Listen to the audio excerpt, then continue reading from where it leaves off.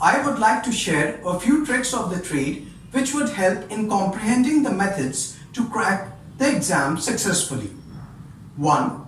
Keep up with your reading, as the reading and comprehension tricks you into making silly mistakes in the English language.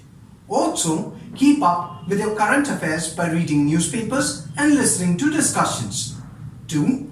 Try and do puzzles and crosswords, which increases vocabulary, which trains your mind to deal with intelligence and critical reasoning. As for data analysis, read up a lot on bar graphs and pie charts to increase your sense of analysis.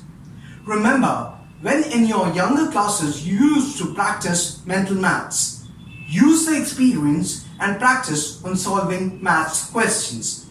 Lastly, take as many mock tests as possible to keep up with the time during your exams.